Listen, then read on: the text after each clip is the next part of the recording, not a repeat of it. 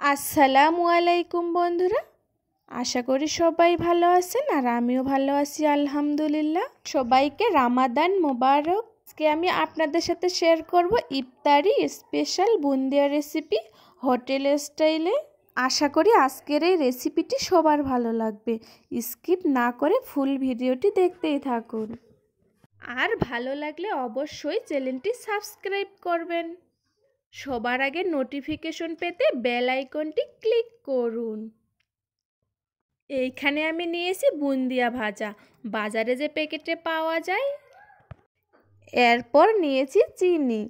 ইফতারির আগে 10 মিনিট হাতে থাকলে দোকানের মতো বানিয়ে নিতে পারবেন পারফেক্ট বুন্দিয়া। এরপর একটা পাতিল বসিয়ে দিলাম আর চুলা জ্বালিয়ে দিলাম।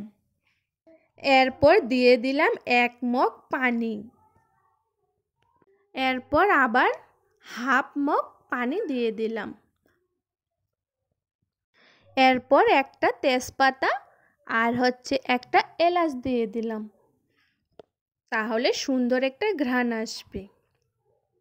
পানি যখন গরম হয়ে যাবে, এইভাবে বলক ওঠা শুরু করবে, তখন দিয়ে দিতে হবে চিনি। এইখানে আমি হাফ কেজির মতো চিনি ব্যবহার করেছি। আপনারা আপনাদের পরিমাণ মতো চিনিটা দিয়ে দিবেন। একদিনে একটু বেশি করে বুন্দিয়া বানিয়ে নিচ্ছি, যেন 3-4 দিন ইফতারি হয়ে যায় আর ঝামেলা করতে হবে না। এরপর একটা ছুরির সাহায্যে অনবরত এইভাবে নাড়তে হবে, তাহলে খুব তাড়াতাড়ি শিরাটা তৈরি হয়ে যাবে। আমার এই বুন্দিয়া রেসিপিটি কেমন লাগতেছে বন্ধুরা? আর আমার চ্যানেলে যদি নতুন কোনো বন্ধু আসে থাকেন, তাহলে প্লিজ চ্যানেলটি সাবস্ক্রাইব করে রাখবেন। আর সবার আগে নোটিফিকেশন পেতে বেল আইকনটি ক্লিক করবেন। লাইক কমেন্ট করতেও ভুলবেন না, আর বন্ধুদের সাথে অবশ্যই শেয়ার করবেন।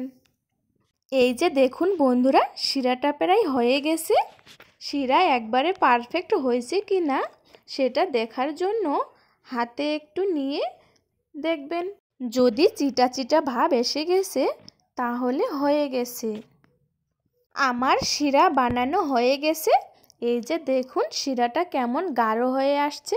আপনারাও ঠিক এইভাবেই করে নেবেন। বেশি আবার জাল করেও নেওয়া যাবে না, শিরাটাকে বেশি গাঢ় করা যাবে না, তাহলে কিন্তু দানা দানা হয়ে যাবে।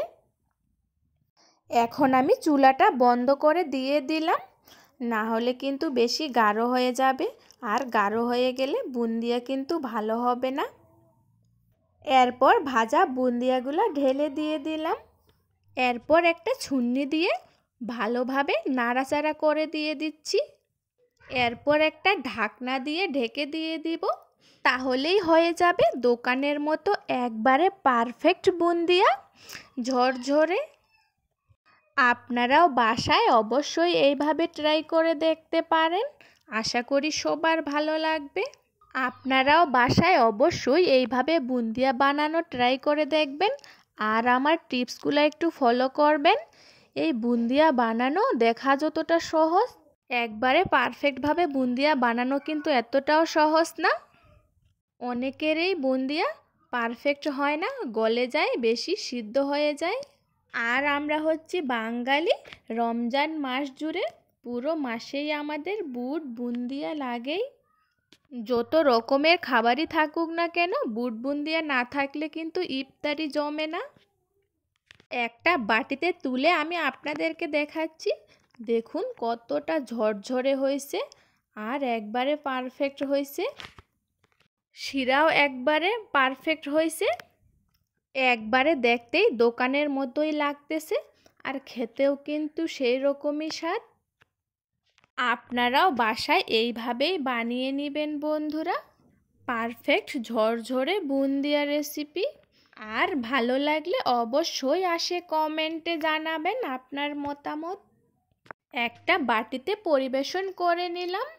দেখেই কতটা লোভনীয় লাগতেছে, খেতেও কিন্তু অনেক মজার হয়েছিল। আজকে এখানেই শেষ করতেছি বন্ধুরা। আবার দেখা হবে নেক্সট কোনো রান্নার ভিডিওতে। ততক্ষণে সবাই ভালো থাকবেন। আল্লাহ হাফেজ। আসসালামু আলাইকুম।